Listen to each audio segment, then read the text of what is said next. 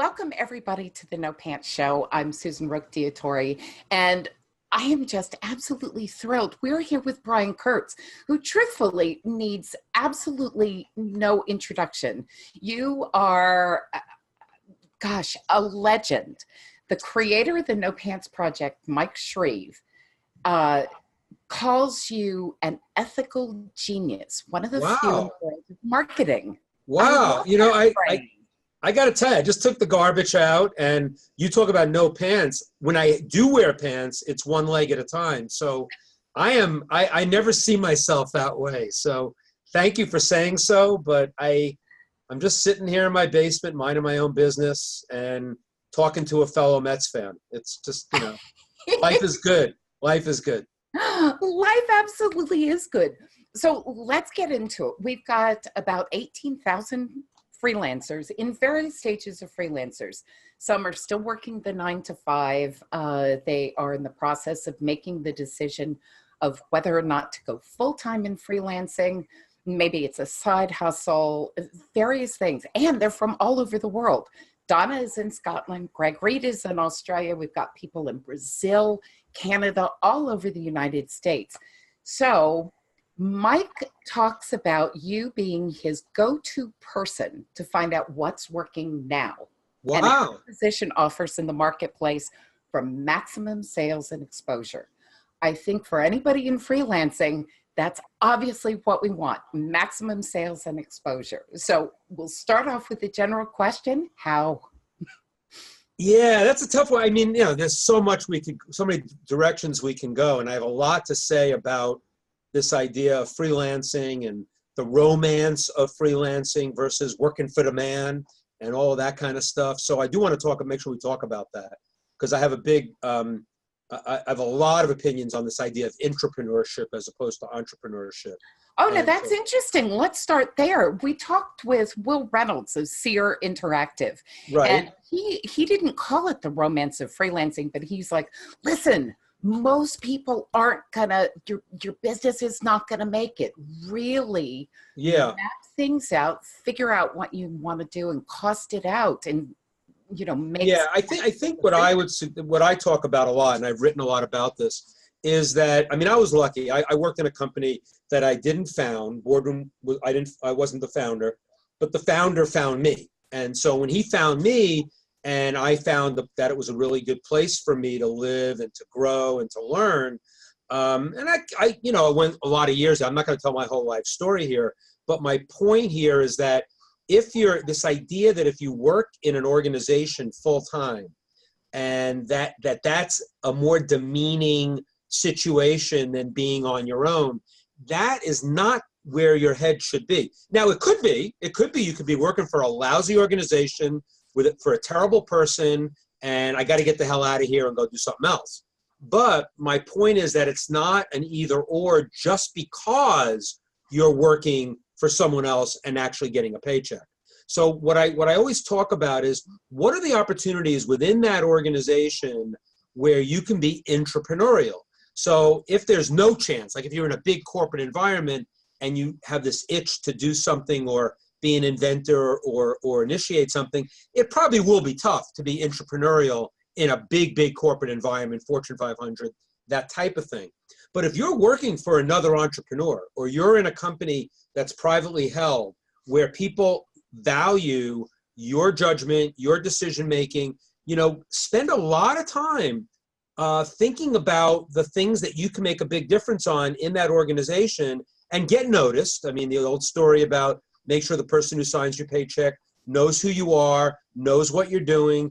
Don't let other people take credit for what you do without being a jerk about that either. Everything's a team play. It's a team play. But make sure that the person signing your paycheck knows what you're doing, that you're being innovative. And there's a lot of opportunities to be entrepreneurial. The example I always give, I don't know all freelance businesses. The one I know a lot about is copywriting. There are a lot of freelance, and just even if not copywriting for direct marketing, but just writing in general. Being a freelance writer has that, when I talk about the romance, there's that romance of, I'll write, I'll get paid, I'll go move to France, I'll sit on the veranda, I'll collect royalties, blah, blah, blah. Doesn't work that way. And in fact, years ago in direct marketing, you did get a lot of royalties in direct marketing, where you got money as what you wrote was being used over time. But even that's changed. And what's happened is, and this is why I believe in this idea of entrepreneurship, is that some of the best copywriters in particular are now working inside one company. And you'd say, well, wait a minute. They spent their whole life wanting to be a freelance copywriter, and now they're working for a company. I said, but what company? And the company happens to be like one of the bleeding edge direct marketers, and working there as a copywriter and getting the same kinds of incentives that you might get as a freelancer. And you might or might not have to work on site, where now the line is a little fuzzy between freelance and working for the man, right? So there is a lot of opportunity. So the one thing I always tell people, though, that if they want to be freelance and they're currently in a company, you always want to, it's always a stronger play if you can, stay with what you got. I'm more conservative than most entrepreneurs. It's, get the steady paycheck if you can do it. Don't be half-assed about it. Do a good job as you map out that next plan.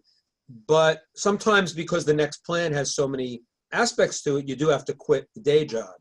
I've had both. I've seen both. I have one person I'm coaching who can't leave his day job, and he needs to, because he's never going to immerse himself in the new thing, in copywriting in this case, until he leaves that day job, because the day job is all encompassing. If the day job is something you can do very effectively without it be all encompassing, or you have those extra hours to develop plan B, I always like that better, because it's sort of like when you go look for a new job. It's always better to look for a new job when you are already employed. That's absolutely true. That's so I think the same is true. Lawyer did. He went through the No Pants Project, immediately went into freelancing, quit his job, and he was full-time, but he had a pad, he had a plan, he had contacts. Yeah. Megan Gersh is another one. She's in the design and music industry. She did the same thing. The people who've done it successfully have that backup like you're talking about. Right. I would be remiss if I didn't ask, and you can feel free to say that you don't want to say, but is that company that you're talking about, is that Mind Valley? It's not, but Mind Valley would be one that I would think would be like that. Like, I know Vision. I'll bet that I know they have a lot of creative people on staff in Malaysia. I also know they have people who are creative who are not on staff in Malaysia. But there are people that move to Malaysia to be at that organization, and they have a lot. The company I was actually referring to was a company called Agora Inc. in Baltimore.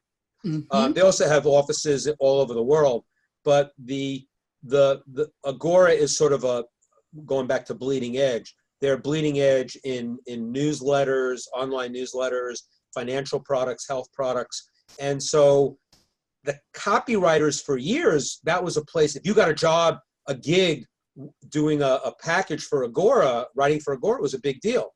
And now if you get a job full-time at Agora, it's as big a deal if you're in with all of these other copywriters. That's the other thing too.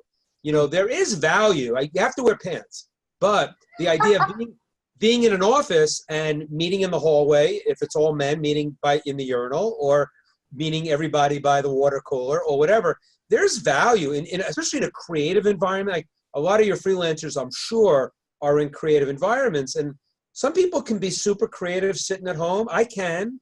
But I know I can also be even more creative sometimes when I'm surrounded by other people. So I just think that when I talk about the romance of freelancing, it's like if I work in a building where there are other people, I'm not fulfilling on my dream to be this, freelancer. And I just I'm not completely bought into that 100%. Now, in some cases it is, but yeah. David Garfinkel just did, of the Copywriters Project. I know David very well. He just did a presentation for Agora, and it was just absolutely. Yeah, I saw that. Yeah, I saw it. He gave me the slides. It's really. Oh, awesome. Yeah, he gave me the slides too. He's my copywriting coach. So he insists that I ask you, how did you get the rights to Gene Schwartz's book? And that goes back to your initial thing of find a fabulous mentor. Yeah. Really So I have two things to say about that. First, on the mentor thing, I believe that you don't look for you don't find mentors. Mentors find you. And what I mean by that is that, there are so many people now that, I get emails all the time. People will contact me, Brian, will you be my mentor? And it just doesn't work that way. And so the idea that your mentors find you is that the example I like to give, and Gene Schwartz is a good example in my life. Gene was writing copy for Boardroom. He was, friends with Boardroom. I got to be in some meetings with him early on. And then I saw that he had this other business called Instant Improvement, which was a health book business, small. I told the story both in my new book and I told it, I think, in the old book too, that he used to want names for copy. Like he'd write copy for us. We'd give him Boardroom names so he could mail at a lower cost for his small book operation. So it was a barter thing. So when I started understanding his book business, I saw that the list broker he was working with really wasn't giving him the best lists. And meanwhile, Boardroom was a big mailer. So not only were we exchanging Boardroom names for his copy, but I said, Gene, let me help you. I can give you all the lists that Boardroom's mailing. I'll tell you what selects we're using. So all of a sudden, I became sort of a non-paid consultant to Gene Schwartz. So this is like a combination of the mentor thing and also why I got the rights to the book. But it's all the same thing. It's all about playing a long game, and it's all about not looking for quick fixes, not looking for, I'm going to find a mentor tomorrow, my life's going to be different. I'm going to ask people for stuff when I have no right to be asking them for anything. And so asks can't come out of nowhere. You have to give and give and give, and maybe something will come back to you, maybe it won't. So it's really tied into contribution. You have to make a contribution to the other person, and then if something comes back, great. If something comes back from that person, greater. If it doesn't, it's probably going to come back from someone else because you're playing with really good karma in terms of, playing that long game. So as it pertains to mentors, though, I didn't expect anything. I just wanted to help Gene Schwartz out. The guy was an incredible human being. Every time I was in a meeting with him, I learned a ton. He was generous to a fault in terms of how he, would teach me if I asked him about all the things he knew about, which was a lot more than direct marketing. He was also a major art collector. He knew so many people in the art world, which I knew nothing about. So I was just totally fascinated with it. So then I started helping him with his list work, and one thing led to another. We became, I'd say, not only was he working for Boardroom and I was helping him, but we became good friends. He was much more of a teacher and a mentor, but he chose me. He invited me to his house for lunch so I could see the museum that was his apartment because he changed the artwork all the time. And we would just talk marketing and talk about whatever. And so he chose me, and yet I got this amazing mentor. Then when Marty and I had published Breakthrough Advertising, while we were still at Boardroom, like a lot of people were looking for the book. It was hundreds of dollars online. We did a version, a Boardroom version, or Boardroom bottom line version. And we didn't really sell it that heavily. We didn't do that much with it. It sold out, went out of print again. And then before I left Boardroom, one of the stipulations I wanted from Boardroom was that I would have the rights to Breakthrough Advertising should I be able to make a deal with Barbara, Gene's wife. Gene was long gone. And so again, how did I get the rights? I called Barbara. I had the ability to get them because Boardroom didn't really want them and they thought I could do better with them than they could. I went to Barbara. I said, I think we can not only take Breakthrough Advertising and bring it to a new generation of marketers and copywriters, but also his other book, which was a lost classic, The Brilliance Breakthrough, which no one had a copy of. There was one copy on eBay for $4,000. So Barbara had one copy of that on her shelf, which I had to make a photocopy to send to the printer to be able to produce it. And getting the rights to both of those books to answer David Garfinkel's question was all of what I just said. And it was also trust. That basically Barbara, didn't need the money. I'm paying her a royalty, of course, but didn't need the money. Didn't necessarily care one way, it wasn't like on her radar to bring these books back to life, not realizing that there'd be this appetite for Gene Schwartz in today's marketing environment. Not only is there, but it's all over the world. I mean, I'm shipping books all over the world. It's unbelievable. And so Barbara then trusted me. And I said to her in the initial call, it was an ask. I was asking, but the ask didn't come out of nowhere. I had a 25-year relationship with her husband, or 20-year relationship with her husband. I knew her all along too. When Jean died, I also helped her with the business. So there was a long track record of trust that was built up, so that my ask to say, what about, giving me the rights to breakthrough advertising? I'll pay you a royalty. What do you say? It was very easy for her to say yes. And I didn't feel like the ask was coming out of nowhere, because I can't ask people for stuff. And that's one of the other things in your mind. Always think about, when you think about mentors choosing you, do for them, contribute to them, so that ultimately they'll take you under their wing because they want to, not because you ask them. And then the other piece of asks is always make sure when you ask anybody for anything, it's not an ask that comes out of left field, using a baseball analogy, but make sure the ask is coming from a place in your heart that's based on the relationship that you have with them. I mean, I have this new book coming out next year.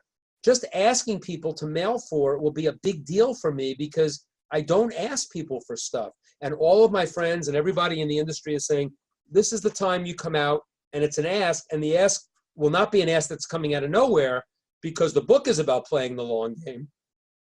The asks were because I played the long game.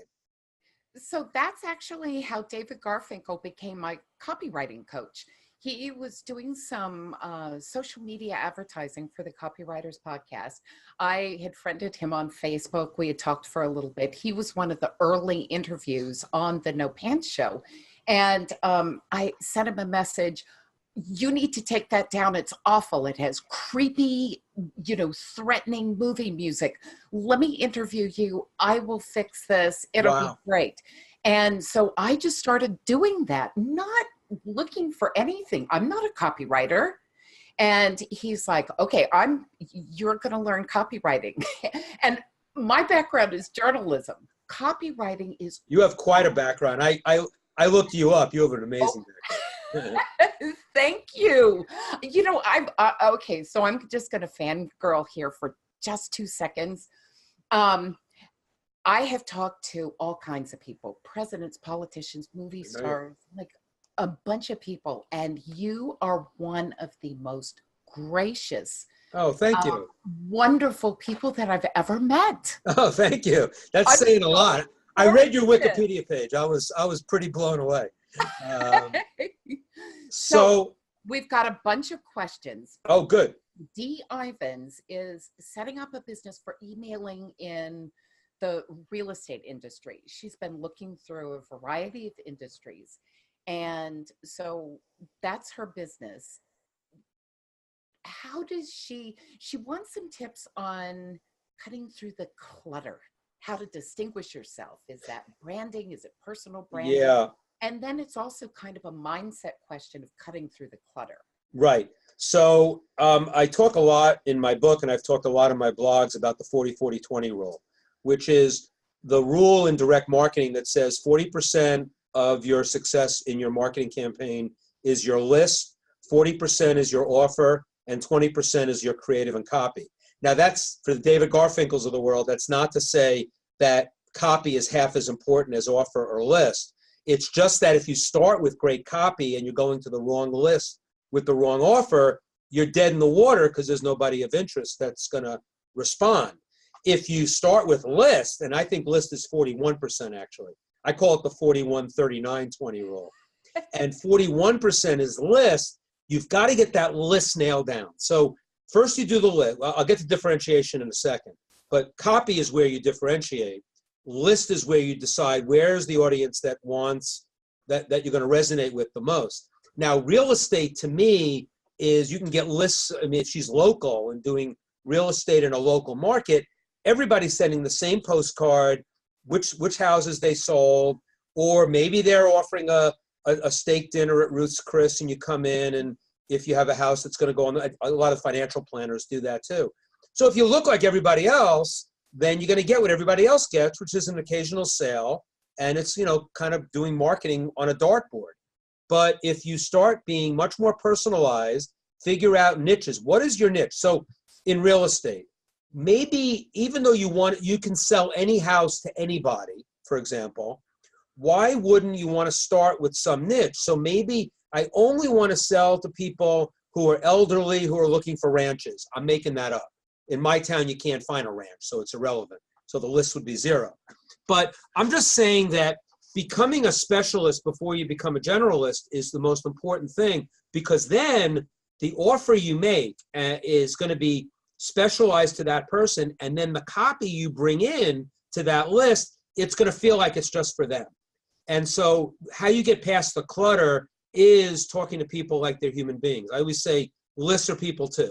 So you've got to talk to people like they're human beings. You've got to be able to niche down, and you've got to and I don't think, based on the question that came in, this is a woman who's got any delusions of grandeur that she's going to be the best real estate salesperson who's ever lived. Not that you have to be, because you can make a very nice living not being the best real estate agent that ever lived, but why not be great in one thing and then branch out? So I think the most important thing in terms of getting past clutter is being able to message to the list on their terms, on things that they're going to see and hear that they're not going to hear anywhere else from everybody else. And so she's actually not a realtor.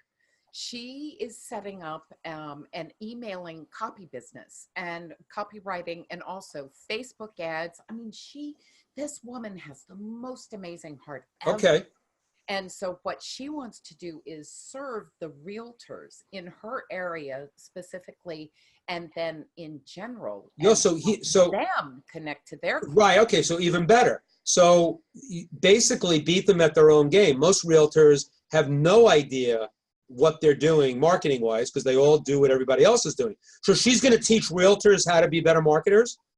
She's going to do maybe a little bit of that, but she's going to do the marketing for them. So it's a done for you as opposed to done with you, or a do it yourself. Yes. Because those are the 3 models: either done for you, done with you, or do it yourself. So she's going to do it done for you. She's going to do it done for you. So yes. If I'm a realtor and I know that all I know is to send the postcard or to do what everybody else is doing, and the emails, forget about it, that they're going to go into spam. I mean, direct mail is a great differentiator. I mean, everybody else is the open house billboard with their picture on it, the park bench, the penny saver. But not a lot of them are doing very extravagant direct mail. And you're in a small market, so you start I would, one big differentiator would be to use media that no one else is using. And you might have to spend a little bit more, but I would get a list of the realtors in I would do some direct mail, and I would even kind of call out the elephant in the room, which is a great thing to do in copy, which would be you make it an envelope, not a postcard, and you say, if this was a postcard, I bet you'd throw it out, but something like that, because that's what if you're a realtor, most people throw out your postcards. Don't throw this out, and I'll tell you why they do, or something like that. I mean, Garfinkel could do better with that. Do this immediately. Oh my God, Brian, that's epic. But there's something in there. It's not the exact copy, but you see where I'm going. So yes. Basically, you're going to tell the realtors that you have the secret that they don't know, that is going to make them better, because they're going to then stand out when they are doing their work. So yeah, you use it right, and you call the elephant in the room. You always call the elephant in the room. Ooh. That's brilliant. So Josh Copeland just joined us. He's this young guy. He was told when he was an early guest on the No Pants show, and he was told, "Oh, you're never going to be a copywriter," and he left the job that he was doing and he set out on a mission to become a copywriter. I mean, that young man is hungry.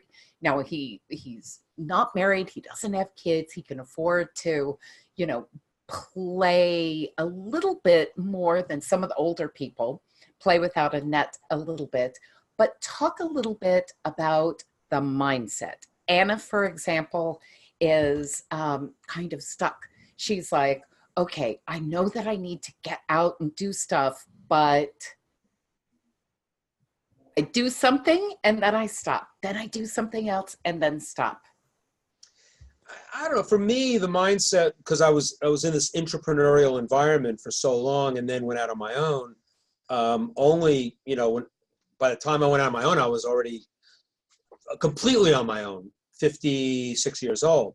So I would say that the mindset for me, now that I look back on the last 4 or 5 years, it actually was about building a tribe.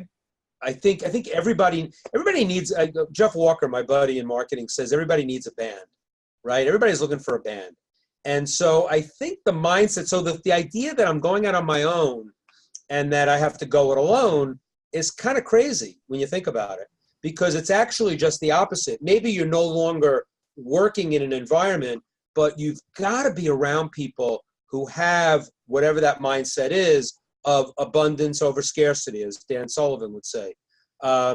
You'd have to have a mindset of I have something to get it out. I mean, I've been doing something for so long, and now it's my turn to teach it. You know, Jay Abraham always says those of us who've done something have an obligation to teach it.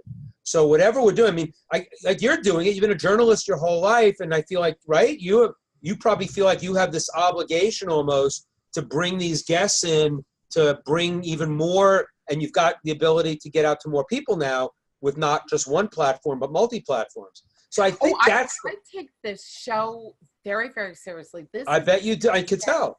A phenomenal experience for me, just absolutely phenomenal. Right, and you've had how much I missed interviewing people and being a conduit. So Anna, who would never have an opportunity to go to your mastermind, or at least not in, you know, right away, right. Or Josh, or Krista, or Lindsay Ladd, whose Red Sox won the World Series, by the way. So she and her son are very happy. Life's tough in Boston. Like I know, right? I bet she likes Tom Brady too. Yeah, I know.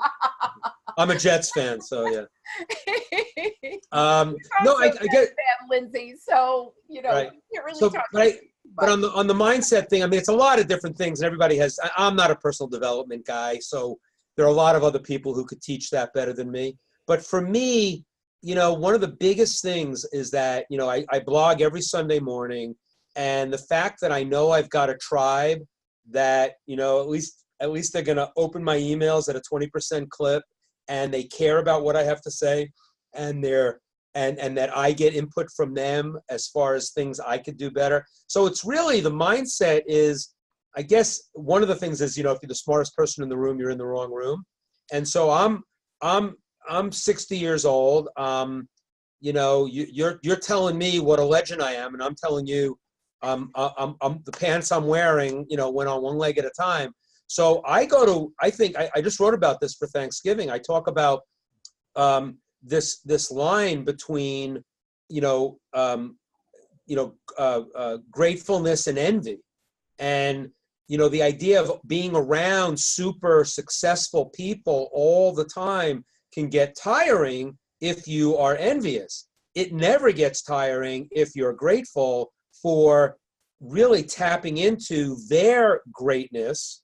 Like, what can I learn from you about interviewing today? When I go to I'm a member, I run 2 masterminds, but I'm a member in 6. I go to other masterminds, I sit there and I say, okay, Brian, you're 100% student today.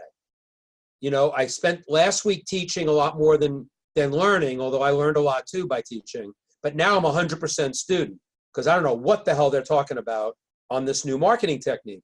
So that's how I stay on top of things. And that, I think, is a mindset when you're on your own, because you think that if I don't get something done quick, I'm gonna, especially if you quit your day job and you need to make money, and you never want to be in that. That's why I always say being conservative makes a little sense only in that you don't want to be desperate for the money, because then you might do something that compromises what you really want to do. Easy for me to say, having gotten through it, but I think that, I think there's something to be said for a little bit of financial security while you're cutting the strings, so to speak. But I have a lot of respect for the people that just cut them.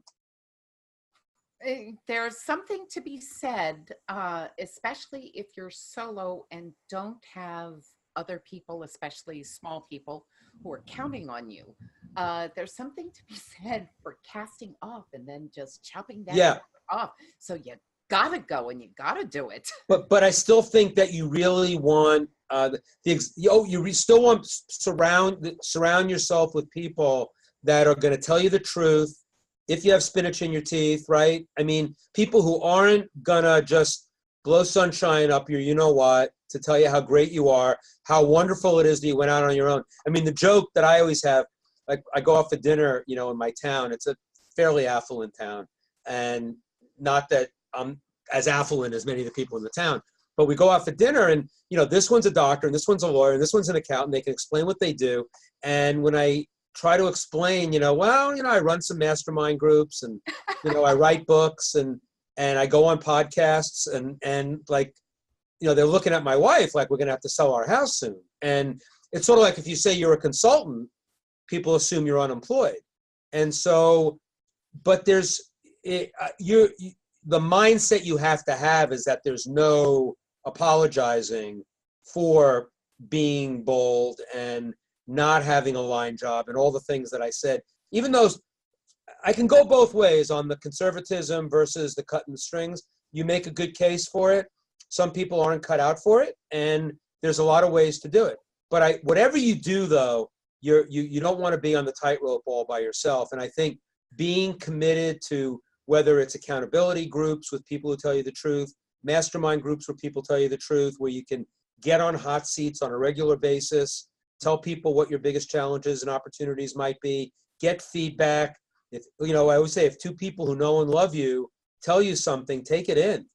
And so, but if you're not talking to people and you have like this one-way thing, so the mindset of kind of like this with blinders on, just because I went out on my own and I better be focused and I better get it done, I'm not buying into that. I think you can still move forward aggressively, but not getting the input of people, and know who those people you can trust. Like, know the people that will always, I have certain people, and a lot of them are copywriters, as a matter of fact, who will always tell me the truth. When my blog sucks, when it's too long, when I'm going on and on a podcast, whatever. David is one of those people when Yes. I'm sitting there, oh, I'm sure this is fabulous. And oh my God, for an hour. And he's like, this is just terrible. And we were on Zoom and he was shaking and he was holding his head and he's like, I know you're bright. And I'm like, oh my. So we kind of have that tribe where we build each other up, say what needs to be said, give practical advice. In the No Pants Project community. Jessica just mentioned that. But I want to circle back to what you said about going to masterminds and not having it be just merely about the business. Because Mike Shreve, the creator of the No Pants Project, he talked about coming back from a mastermind, that the entire purpose of the mastermind was, how do we as business leaders and creators create something larger than ourselves or the business? So what the mastermind was about, and this just blew me away, the mastermind was about, how do we set up projects to give back and use our time, talents, and money to do what we're doing to build our businesses great, and then give back to different projects. Right. I think that, so my opinion, the line that I use a lot, and I didn't make it up, about masterminds is people come for the information and they stay for the inspiration. Mm. And so, there's a mastermind on marketing and there's a mastermind on this or that. And, you go there and say, I'm going to learn this and I'm going to learn these tactics. I'm going to go back. I'm going to make a lot more money, which is really what people do join for. I mean, they really, I hate to say it, no matter how altruistic we all are, and I give a lot of money to charity, but if you make more money, you just have more to give away. So, being rich is not anything to be embarrassed about, ever. I have buddies who, want to be billionaires so they can live on a tiny piece of what they make and give the rest away.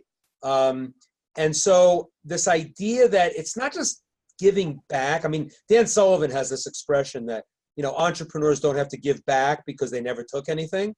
And I think what he's really saying is that they just should give. Like, it's a semantic nuance, but this idea that since I achieved so much, I better give back is one way to put it. But another way to frame it is that just give. I mean, just be a giver. One of my favorite books is Adam Grant's Give and Take, because, being a giver is about giving with no expectation of return.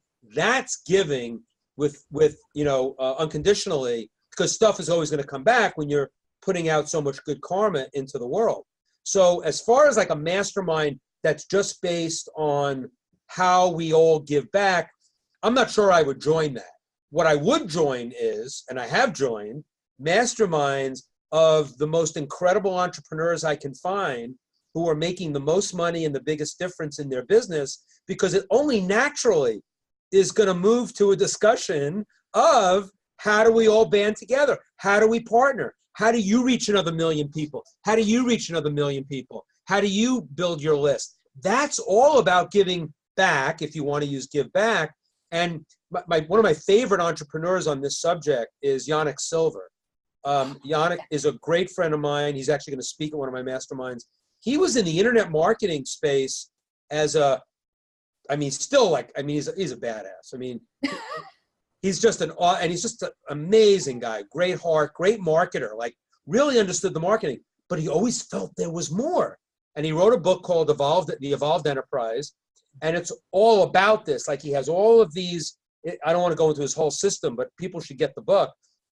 And it's circles of your business.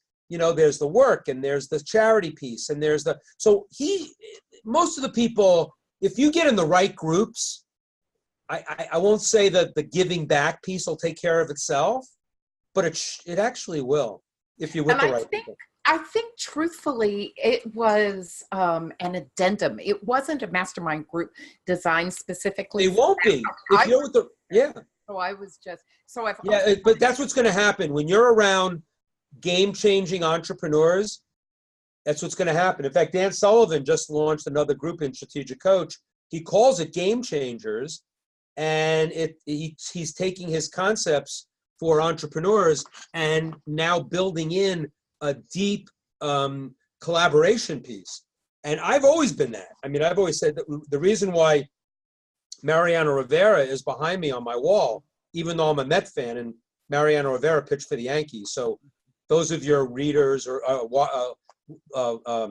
people who are watching this should know that in New York, you can't root for the Mets and the Yankees. If you Absolutely. But who doesn't root for Aaron Judge?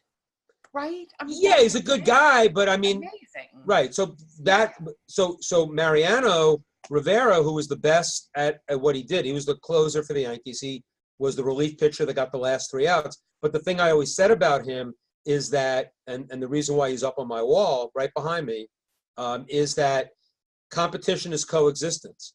And so what Mariano, he had this one pitch. It was, he had a cut fastball that no one could hit, right? Came right like that. And no one could hit it. And yet he would teach it to anybody who asked him. Why would you do something like that? It's my secret, right? It's my secret weapon. No. If you teach your secret weapons to someone else, that raises their bar to get better. That raises everybody's bar, or all boats rise, right? And in addition, if you're the one that did the teaching, not only do you see your student doing something amazing, it's going to motivate you to probably still beat them.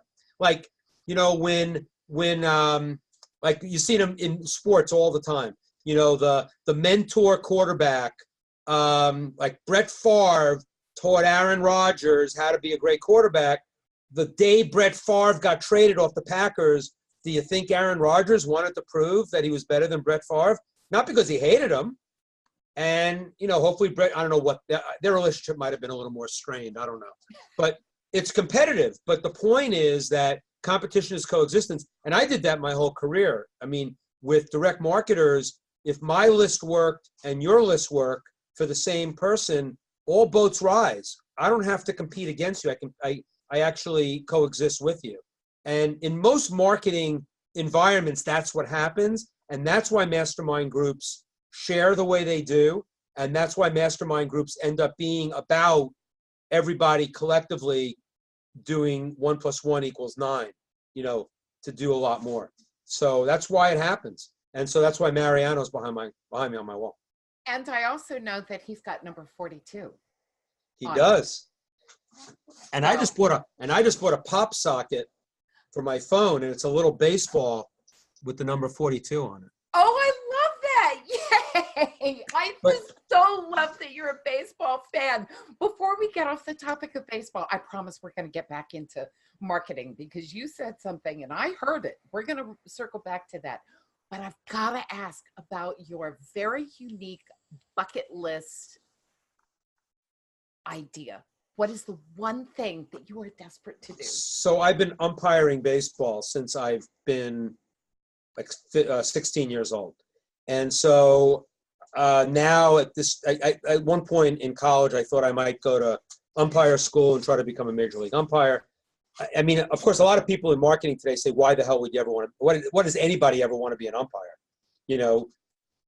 And I have written about it. I have a whole section in my new book about why the comparison between umpiring and customer service and fulfillment, that people who do customer service and fulfillment in marketing, when do we hear about them? When they screw up, right?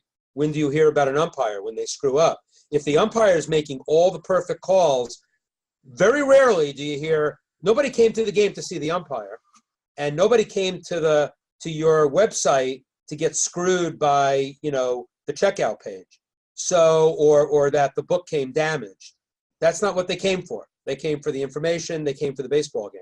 So that's why, and I like the idea, it's a selfless endeavor where the best you're going to get at the end of the game is nice game ump, or good job back there ump. And that means you did an amazing job as opposed to hitting a home run or striking out with the bases loaded. Either way, you don't win, you don't lose, but you have to just be satisfied in creating order out of chaos, which is what umpires do. And so I've been umpiring my whole life. I love it because it kind of takes me out of being in the spotlight. I'm on the spotlight. I have to make a call every pitch. But if I screw up, I get yelled at. So I got to be really focused.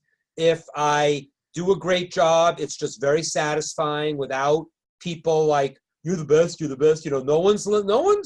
No one's telling me how great I am, believe me. And I'm a good umpire. I'm really good at it. But no one's telling me how great I am all the time. The only thing that makes me great is when I get picked to do big games. Like if I get a big playoff game in high school baseball, and in Little League, which is my passion, 12-year-old Little League, 12-year-olds, I have done 3 Eastern Regionals, and I've done a World Series in South Carolina. And my goal, my bucket list goal, is to umpire at the 12-year-old Little League World Series in Williamsport, Pennsylvania, which is anybody who, in the U.S. especially, on ESPN for 2 weeks in August. Every single game is on TV. It's become quite a phenomenon. I went to Little League camp. I went to a camp there when I was 10 years old in 1968, and I swore I'll never go back to Williamsport until I go there as an umpire. So I apply every year. I'm on some list. It's not the longest. It's a short list, but it's still a big list because only one umpire a year from the New England area will get picked to go to Williamsport, and I'm sure there are hundreds who want to go. So it's but I'm getting there. I don't want to be too old by the time I get there where I won't be able to see anything. But so I'll tell you, we will put our no pants, open community, just not do some weird letter writing campaign or whatever, but we're going to put our positive energy out in the world that you go to Williamsport. Hey, if you ump a game there, I will absolutely come and see it. I'll be there for 2 weeks if I get there. So you said in passing the new marketing technique. We're going to circle back because this is fresh information right from a mindset that you mastermind group. And by the way, David Garfinkel is here. Mike Shreve is here. Hello to everybody who's here. Can you tell us what it is? Well, it's no one thing, and that's the whole point. I mean, to me, if you spend your time in techniques and tactics all day long, they call them ninja tactics, right? I think you're making a huge mistake. Everything is an opportunity. Everything is a media opportunity.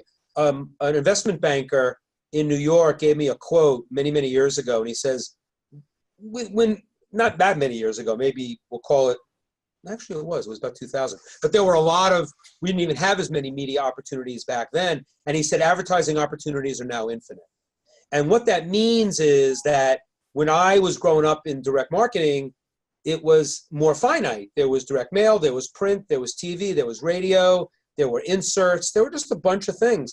And now, even just within online, there's so many aspects, and every one of them is different. Facebook's not the same as AdWords, which isn't the same as display advertising, which isn't the same as LinkedIn, which isn't the same as Amazon. They're all media.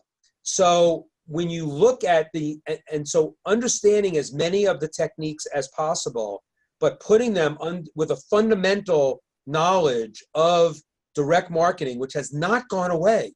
The idea of measuring your response, calculating the lifetime value of a customer, what I talked about before with the 40-40-20 rule still applies. RFM, which is recency, frequency, monetary, they're not even rules of thumb. They're fundamentals of human behavior that transcend media. So we have technology now that lets us do things we'd never be able to do before. So for me, that's super exciting as someone who was brought up on the fundamentals of direct response. That's why I go to Jeff Walker's mastermind group, which is about product launch formula, which is a medium online to launch products and services. So I can understand how that's done so that when I'm teaching in my groups, I can bring that to them.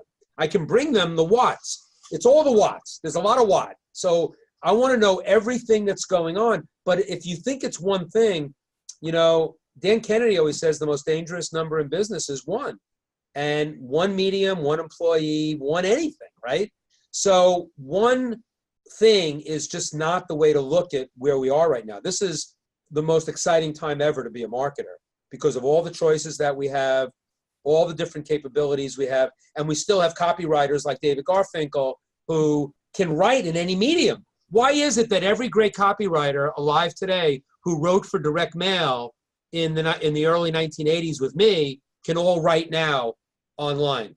Surprise, surprise. Good copy is good copy. Human beings are human beings. That's the way it goes. That doesn't mean that certain types of things will work better on Facebook, work better on AdWords, work better in a video sales letter. All those things, though, can be applied to what was learned. So just to give you a sense of this, chapter 2 in my book my new book is called The Importance of Original Source. And I talk about this, and I talked about this with Perry Marshall, who was the king of AdWords at one point, and he's a great marketing thinker, but he's all media, but he's known for Google AdWords originally. And Perry and I talk about this all the time, and that it's sort of like knowing where babies come from will get you far. If this is not, and so original source, where I had to do a lot of revising of this chapter under my editor was really giving me a hard time. It's like, what are you talking about here? Do I have to just understand history so I don't repeat it? Is it one of those things? I said, is it just nostalgia? I said, no, it's neither of those things. It's that the bedrock fundamentals of direct response, like 40-40-20, like RFM, like lifetime value, how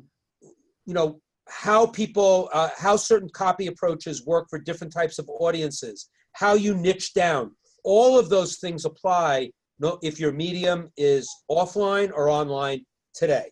So that was and so it was not a stroll down memory lane when I did chapter 2 as original source. Chapter 3 of my book is how paying postage made me a better marketer.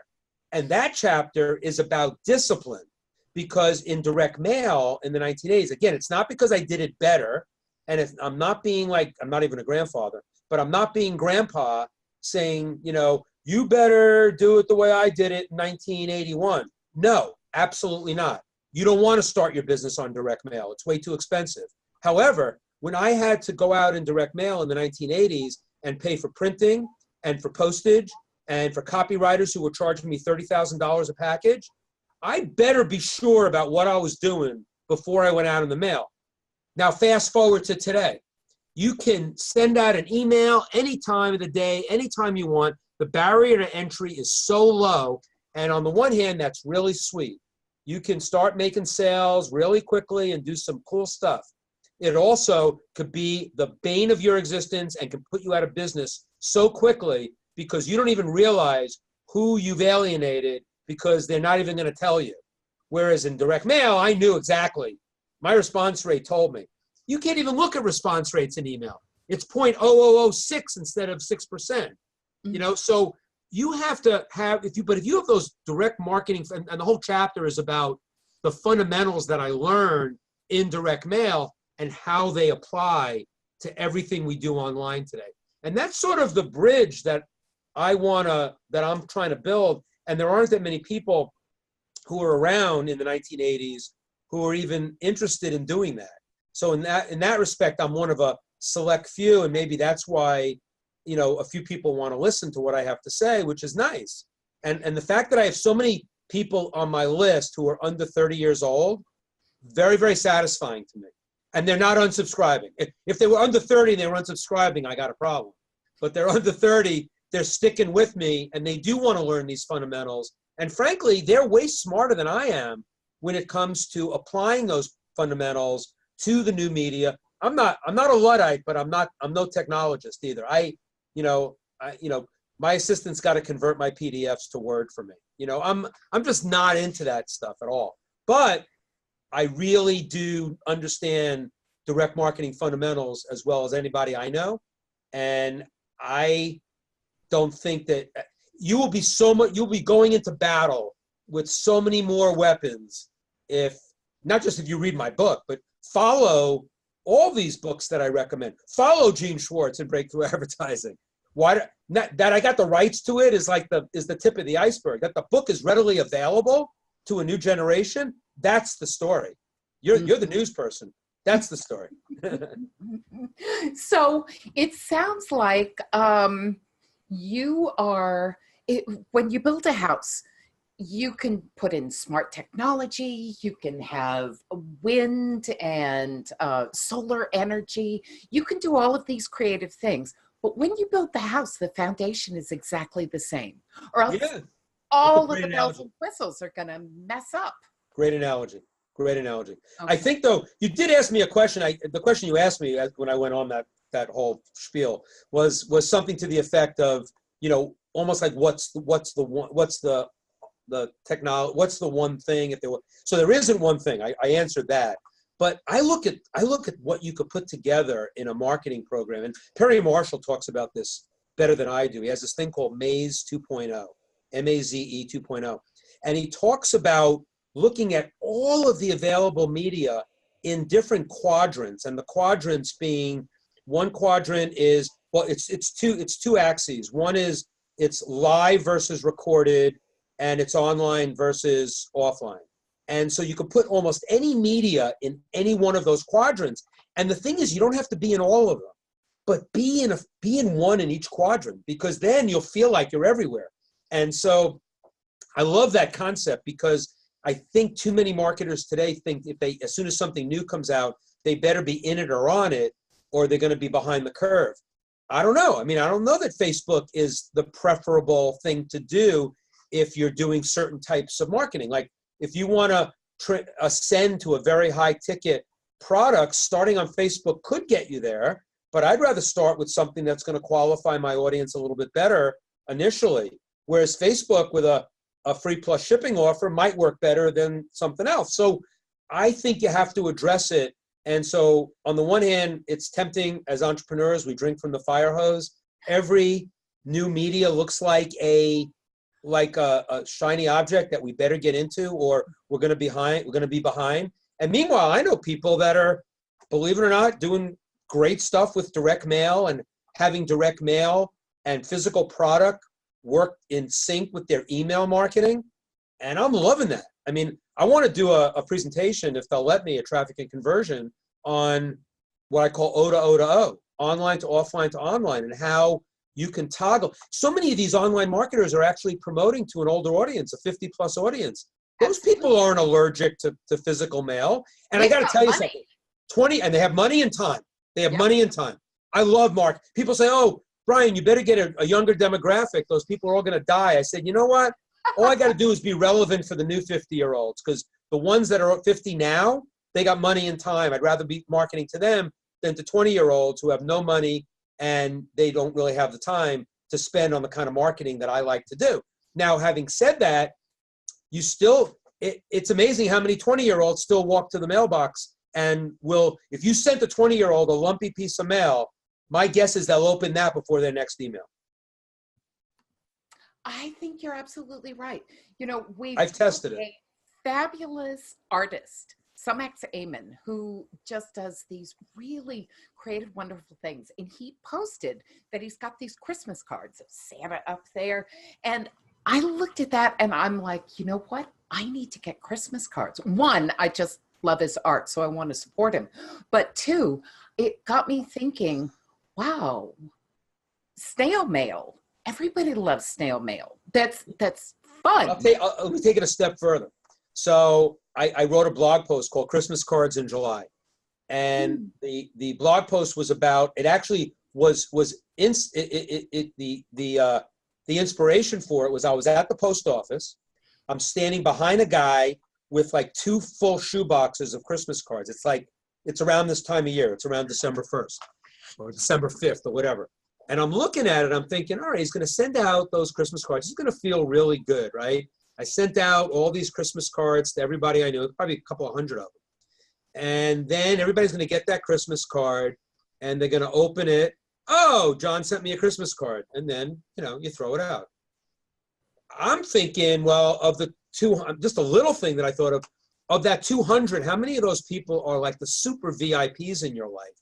And maybe you'd want to send a Christmas card with a copy of your favorite book that you read the last year and send it in a 3-dimensional package. Now you've got snail mail and physical product and your Christmas card.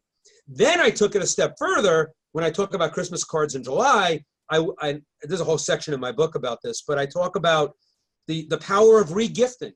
I have this whole thing where if I got something in the mail the other day that I know I'll never use. The example I gave in the book was I got a box of chocolate covered macadamia nuts. I don't eat sugar, and macadamias are just not my favorite nut. So it was like 2 strikes against this. What a thoughtful gift, though, right? So right after I thanked the person who sent it to me, I said, who would really appreciate this? And so then this is I don't think it was July because they probably would have melted, but it wasn't during Christmas. Might have been in February. And so I thought of somebody, a really good friend of mine, who always vacations in Hawaii with his family. And I took the macadamia nuts, I put a personalized note on it, not a Christmas card. And I wrote, Dear Craig, I know you love Hawaii. I'm not sure how you feel about sugar and macadamias. Not my favorite, although this was a really thoughtful gift, but I'm thinking of you today. Want you to have this. Now, people would say, oh, cheapskate, he regifted. Screw that. The thought of me thinking of him, and it was snail mail, and it was 3-dimensional. So talk about a differentiator. Let's go back to your real estate person who's marketing to realtors. What kind of creative direct mail could that person do to get their attention, to basically do something that no one else will do? And the last thing I'll leave you with, I don't know how young your audience goes, because a lot of them don't wear pants too. But when I used to speak a lot to college students, like juniors and seniors who wanted to go into careers in direct marketing. And I remember getting up in front of them and saying, like, how many of you, 300 students, right? How many of you, after you get an interview for a job, send an email thanking the person for the interview? Of course, they all raise their hand. I go, and then I was being a little obnoxious, maybe a lot. And I had on the podium with me, I had a piece of paper, I had a paper clip, and I said, "Does anybody know what this is?" I hold up a piece of paper. "This is called paper." And I said, "This is called a paper clip." And then I said, "This is called a pen. Have any of you ever just thought about maybe writing a handwritten note that no one else," and so that I did that. And then I said, if you're in the interview, I'll give you an example, and you're talking and you find some common ground. Like, let's say the person you're talking to is really into space travel. And like, we're talking about NASA. I don't know if I made that. You can make up any story. But you found some common ground. You're both really interested. Why not, instead of just emailing them, "Thank you for the interview," you send them a personalized note, "Thank you for the interview," clip an article about the landing on Mars, and say, "I was so excited about this. I'm so excited about this. I know you're into this as like I am." I'm making this up on the fly, by the way, because we just landed on Mars yesterday. So I'm saying, so now I've done something that, and then I take the microphone to the students. I go, "By the way, if you did something like that, no one else is doing it." So talk about differentiation. So when I think about Christmas cards in July, it's not just taking care of the people in your life that you love. It's not just taking care of business associates that you want to treat as VIPs, but it might also be about getting the job, getting the offer, getting somebody to pay you money for your coaching in real estate. Could be anything. So the concept, and it's so strange to me that when people start talking about physical mail and physical product like it was just invented, in fact, my original thought for doing my presentation at Traffic and Conversion was, the new traffic source, the brand new traffic source, direct mail. But I won't do that. Actually, I really like that. That's brilliant. So Mike Sharif posted recently about what he does. He sends clients of his, he sends them all the books that are making a difference in his life. And there you go. Up and he sends a card. And, beautiful. I love that. So I'll give you another one. Respectful of your time. Oh, okay. I know he's going to be sending your book out when it comes out. I want to leave people with this timeless advice. You said understanding how to be a true partner with those you work with leads to exponential growth and true business building, which beats a series of revenue events by a mile. Yeah, so everything's not a revenue event, but everything is a relationship event. That's kind of my motto. And the beauty of it is that I didn't grow up in a marketing medium, direct mail, postage printing, that enabled you when you're mailing hundreds of millions of names. I mean, I've probably been responsible for the mailing of, I hate to admit it, probably almost 2 billion pieces of direct mail, at least indirectly or directly. And it's hard to personalize all of those. I'm not friends with those 1.5 billion people, believe me. But the spirit of what you're doing is still about relationship. It's still about, I want you to subscribe to my newsletter, which is only $39. I can't send you my favorite book because I can't afford to at $39. But what I can do is show that I care, and that's where the copy comes in. That's why you hire great copywriters, all of that. But now with the internet, I mean, I always say I'm a kid in a candy store because from a marketing standpoint, that's what product launch formula is about. Jeff Walker is he's a genius, but he understands direct marketing. Jeff's only like 5 years younger than I am. I mean, he said when he figured out it was all about direct marketing, that kind of clicked for him. But if you think about product launch formula, for example, where you give out, 3 pieces, the general formula is you give out 3 pieces of pre-launch content. That's all content. You're giving away your best stuff, and then you sell something at the end that isn't your best stuff. Well, it is, because you just made it your best stuff because you gave away this for free. it's all, you're giving away everything that's your best. That is the beauty. So what marketing gives us the opportunity today to build relationship, even in mass, where we couldn't do that in direct mail. That's a game changer for the people that do it right, as opposed to just another revenue event. I get your name and I'm going to sell the shit out of you. Excuse my language, but I'm just going to bait you over the head. I learned this very early on. I went to an internet seminar, a while back, and I remember the guy got in front of the room, and he's actually a very successful internet marketer today. But his first slide of his presentation was basically how to sell more to more people. That's what it said.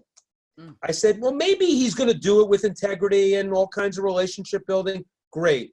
But if you start on that premise, it's like, why would you call the first thing that your customer goes through a tripwire? A tripwire in warfare means that you go across a tripwire and you blow up. And my joke on that, it's not a joke, but you actually reduce the lifetime value of your customers if they die. Just so you know. I don't know if anybody wants to make that calculation. So it's a mindset. It's a marketing mindset. So don't treat your customers like your flock, so to speak. But that doesn't mean that they're not going to buy in quantity, and they shouldn't buy from you in quantity. But you've got to treat them with respect and not just talk about it. You got to walk. You got to walk it. And that's probably what my overriding principle is in marketing. And you can do it a lot of different ways. You can do it aggressively. As long as it's congruent with who you are and what you believe, you can do it in a lot of different ways. That is perfect. Brian, thank you so much. You're welcome. You have to come to Rochester. We'll go to a Rochester Red Wings We will go. Rochester, I will be there. I'll take you to Syracuse. We'll go to the farm team. Brian Kurtz, wow. Thank you so much. We're going to put all of the books in the comments so people will have links. And good. That a bunch of people are going and they're signing up for your stuff. Mike said that he gets your Sunday emails and he looks forward to them every week. Same here. I mean, you're just, wow. I knew this was going to be fantastic. Thank you so much. Well, I'm honored to be on with you. I'm honored to be on with you. Thank you so much. And thank you to all of you for your support of the No Pants Project and the No Pants Show. Thank you. Go forth and happy freelancing. We'll see you next time.